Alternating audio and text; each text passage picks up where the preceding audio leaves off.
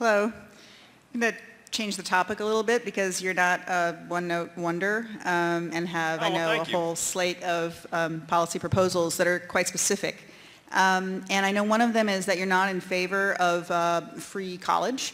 I'm really curious about what you think about public education K through 12 and what you think about the crisis of student loan debt, what your proposals are around both of those things, and also education in general, which seems essential to our civic health. Yes, thank you.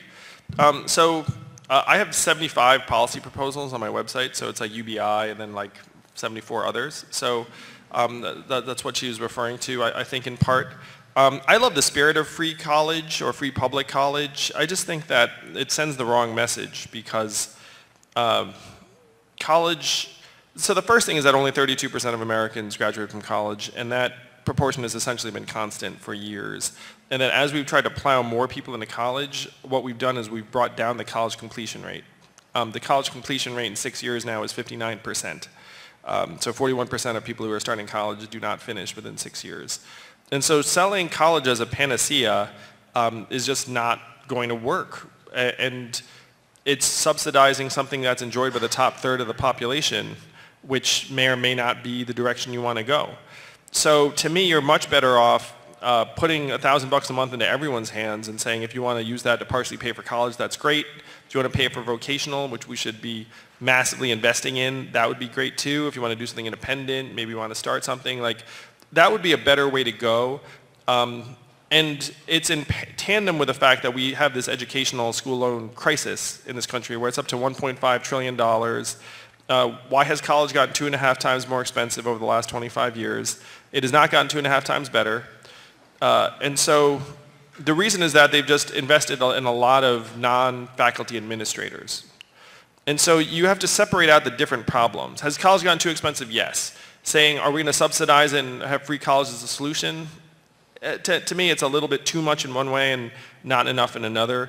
So what you do is you go to colleges and you say, look, why are you so expensive? You got to get your costs down and you got to get your administrator to student ratios down to what they were in the 90s. And if you don't get school loans. And then the universities would say that's impossible. And then you'd be like, well, I have a feeling you'll figure it out. And then they would. And then they would find that it impacts the student experience, not at all. Because at this point, these schools are like a massive crushing debt burden. It's like a tax on our economy. How many of you all have student loan debt? You all look kind of young, some of you. Yeah. You don't need to be young to have student loan debt. I had $100,000 in school loans myself. I used to call it my mistress because I was like writing a check to like a family in another country. I was like, so it's immoral. I would forgive a lot of that student loan debt in an argument for stimulus because young people and like other people should be starting families, buying homes, starting businesses, and not paying off this phantom school debt that, you know, like was for an education they got years ago and the school was already paid. It's purely a financial invention at this point. And so if you wanted to make an economy that worked for people, you would just be like, look, this is a great stimulus to the economy. Let's just like get some of the school loan debt off of people's backs, get colleges to be more cost efficient, and then give everyone $1,000 a month and invest very highly in vocational. Because right now only 6% of American high school students are in vocational or technical tracks. In Germany, that's 59%. What do you all think the appropriate percentage is for America then? 25 or 30, right? But the problem is we're overselling college to all these kids. We're like, hey, if you don't go to college, your life is over. And then they go to college, they get this debt. Even if you come out of college right now, you know what the underemployment rate is for recent college grads? It's 44%. So again, this entire like subsidized free college, like it doesn't solve the problem.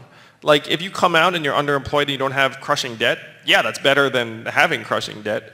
But like maybe we need to start trying to address the imbalances in our system.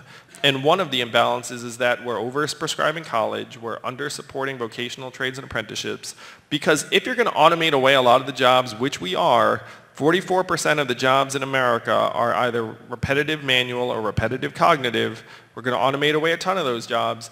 But you know what's really hard to automate away? HVAC repair. Yes, air conditioning repair, plumbing. You know, like it's very, very hard to automate away fine motor work like that. Those jobs are steady, they pay well, they're gratifying. So we need to start saying to kids, like, that's a really good way to go.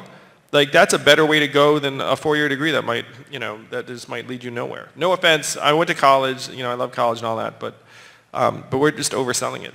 So it's a very long-winded answer to a complex set of issues, but it's a multi-pronged problem.